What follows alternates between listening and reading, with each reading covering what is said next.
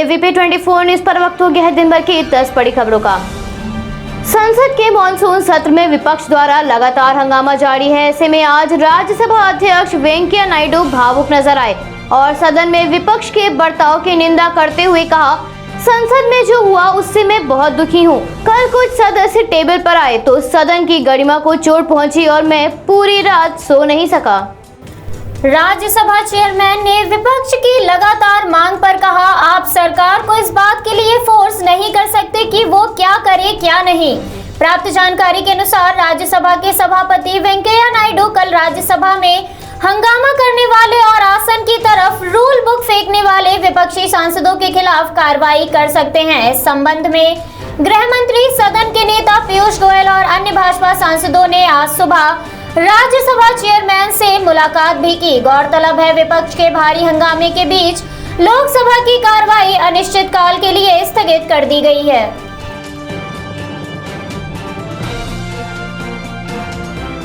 उत्तर प्रदेश में कोरोना के मामलों में कमी देखी जा रही है। ऐसे में संक्रमण को नियंत्रण में देखते हुए राज्य के मुख्यमंत्री यूपी में 2 दिवसीय साप्ताहिक बंदी में आंशिक छूट दे सकते हैं। इस संबंध में गृह विभाग को विस्तृत गाइडलाइंस जारी करने के निर्देश जारी किए गए हैं। हालांकि अभी भी तीसरी लहर के खतरे को देखते हुए प्रत्येक स्थान पर प्रत्येक दशा में कोविड प्रोटोकॉल का अनुपालन करने को कहा गया है। आगे कहा गया, पुलिस पेट्रोलिंग सतत जारी रहे और नवीन व्यवस्था के संबंध में समुचित दिशा निर्देश जल्द ही जारी हो। मुख्यमंत्री ने टीम 9 के साथ प्रदेश में कोरोना की स्थिति पर समीक्षा करते हुए कहा, राज्य में कोरोना महामारी की दूसरी लहर पर प्रभावी नियंत्रण बना हुआ है। औसतन हर दिन 2.5 लाख से अधिक टेस्ट हो रहे हैं, जबकि पॉजिटिविटी दर 0.0% बनी हुई है और रिकवरी दर 98.6% है। ये अतिरिक्त सतर्कता और सावधानी बरतने का समय है। थोड़ी सी लापरवाही बड़ी समस्या का कारक बन सकती है।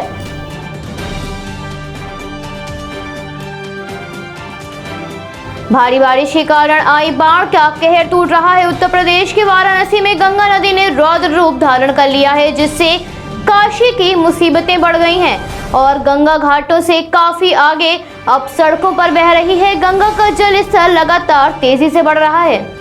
गंगा खतरे के निशान से 62 सेंटीमीटर ऊपर बह रही है और यदि जल स्तर में ऐसी ही वृद्धि हुई तो हालात और भी ज्यादा खराब हो सकते हैं। गंगा का रुख अब शहर की ओर बढ़ता जा रहा है। सड़कों पर पानी आने से यातायात में मुश्किलें हो रही हैं और कई जगहों पर आवागमन बाधित है। केंद्रीय जल आयोग की रिपोर्ट के अनुसार गंगा इस समय खतरे के निशान से 71.26 से 62 सेंटीमीटर ऊपर है। मध्य प्रदेश और राजस्थान में नदियों का जलस्तर भी लगातार बढ़ रहा है।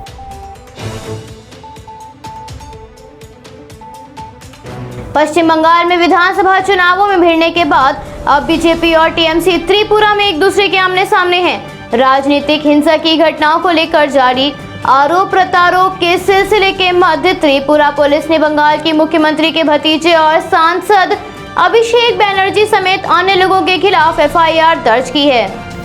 अभिषेक बनर्जी समेत टीएमसी नेताओं डोला सेन, वृत्ति बसु, कुणाल घोष, सुबल भौमिक और श्री प्रकाश दास के खिलाफ भी अतिरिक्त एसपी और एसडीपीओ खोवाई के साथ कथित रूप से दुर्व्यवहार करने और उनकी ड्यूटी में बाधा पहुंचाने का आरोप के चलते एफआईआर दर्ज हुई है।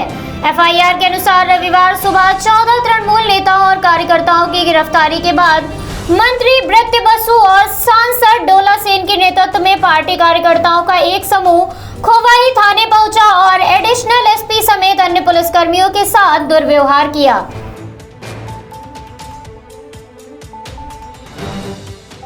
पंद्रह अगस्त यानी इंडिपेंडेंस डे के नजदीक आने के साथ ही आतंकवादी गतिविधियां तेज हो गई हैं। कश्मीर घाटी के बांदीपोरा में एलओसी के पास हथियारों और गोला बारूद का एक जखीरा बरामद किया गया है, जिसके बाद सुरक्षा बलों ने इलाके में तलाशी अभियान को और तेज कर दिया है। पहले से चल रहे तलाशी अभियान में बरामद हुई इस खेप से सुरक्षा बलों ने एक बड़ी आतंकी साजिश को टाल दिया है। इस संबंध में पुलिस ने मामला दर्ज कर लिया है और आगे की जांच जारी है। उत्तरी कश्मीर के बांदीपोरा जिले के गुरेज के तरबल गांव में नियंत्रण रेखा के पास हथियारों और गोला बारूद का बड़ी मात्रा में बरामद होना बड़ी साजिश की ओर इशारा करता है। बरामद हुए जखीरे में 3 AK-47 राइफल, AK-47 की 12 मैगजीन, 2 पिस्टल की 4 मैगजीन, कुल 550 कारतूस, 18 ग्रेनेड और अन्य आपत्तिजनक सामग्री शामिल है।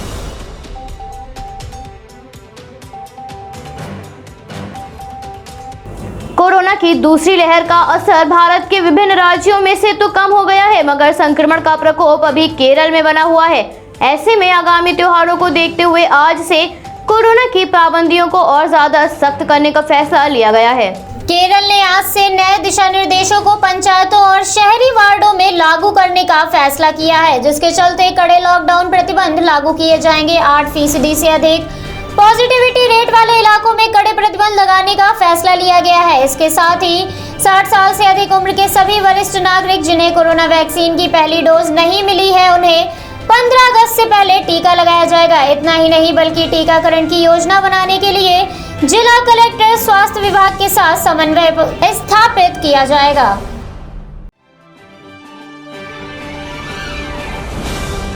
कोरोना की तीसरी लहर की आशंका के चलते टीकाकरण अभियान तेजी से चलाया जा रहा है। वैक्सीन की किल्लत को कम किया जा सके, इसके लिए केंद्र की ओर से कई कड़े प्रयास किए जा रहे हैं। अब सरकार की ओर से देश में कोविशील्ड को वैक्सीन की मिक्स्ड डोज की स्टडी के लिए DCGI ने मंजूरी दे दी है। दोनों स्वदेशी वैक्सीन की मिक्स डोज पर एक अध्ययन करने की अनुमति दी गई है, क्योंकि ऐसा अनुमान लगाया जा रहा है कि दोनों वैक्सीन की मिक्स डोज कोरोना को अत्यधिक असरदार होंगी और महामारी को मात देना आसान हो जाएगा। गौरतलब है, भारत ने अभी तक 4 टीकों को मंजूरी दी गई है, जिसमें भारत में एस्ट्राजेनेका और ऑक्सफोर्ड की कोविशील्ड, भारत में ही तैयार भारत बायोटेक की कोवैक्सीन, रूस की स्पुतनिक वी और इसके अलावा जॉनसन एंड जॉनसन वैक्सीन भी शामिल है। हालांकि कोविशील्ड और कोवैक्सीन का इस्तेमाल ही सबसे ज्यादा किया जा रहा है।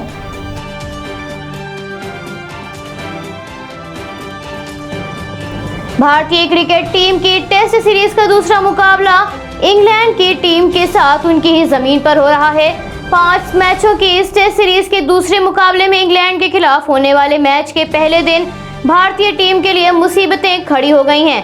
टीम के तेज गेंदबाज शार्दुल ठाकुर चोटिल हो गए हैं, जिसके बाद उनका खेलना मुश्किल बताया जा रहा है। शार्दुल और हैमस्ट्रिंग इंजर्ड हुए हैं और वो दूसरे मैच में प्लेइंग 11 से बाहर होंगे। टीम के कप्तान विराट कोहली ने नॉटिंघम में खेले गए पहले टेस्ट मैच में शार्दुल को प्लेइंग 11 में जगह दी थी। इंग्लैंड के कप्तान को पहली पारी में आउट कर शार्दुल ने बड़ा विकेट लेकर खुद को साबित किया था। शार्दुल ने 41 रन देकर 2 विकेट हासिल किए थे। इस मैच में उन्होंने सीनियर तेज गेंदबाज मोहम्मद शमी और जसप्रीत बुमराह का बखूबी साथ निभाया था। ऐसे जबरदस्त फॉर्म में होने के बाद उनका चोटिल होकर मैच से बाहर होना टीम इंडिया के लिए एक चिंता का विषय है।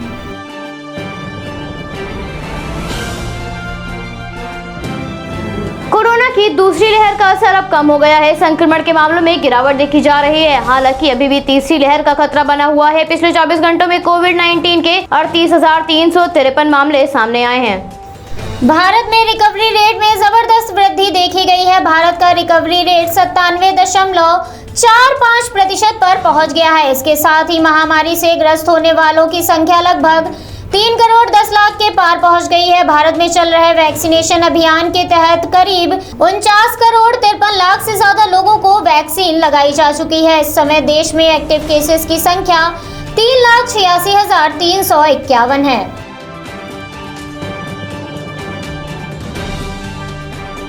अफगानिस्तान और तालिबान के मध्य तनाव बढ़ता जा रहा है। अफगानिस्तान में तालिबान द्वारा बढ़ते हमलों के बाद अफगानिस्तान में स्थिति दिन पर दिन बिगड़ती जा रही है।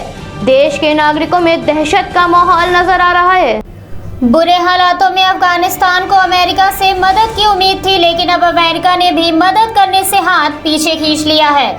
अमेरिका के राष्ट्रपति बाइडेन ने अफगानिस्तान के बड़े हिस्से पर तालिबान के बढ़ते नियंत्रण के बावजूद अफगानिस्तान से अपने सैनिकों को वापस बुलाने के अपने फैसले को नहीं बदला है और बिडेन के रवैये को देखते हुए ऐसा नहीं लगता कि वो अपना मूड किसी भी हालत में बदलेंगे। बिडेन ने 11 सितंबर तक अफगानिस्तान के युद्धग्रस्त क्षेत्र से अपने सभी बचे सैनिकों को वापस बुलाने के आदेश दिए हैं और जिसके बाद अब तक 90% से अधिक सैनिकों की वापसी हो चुकी है।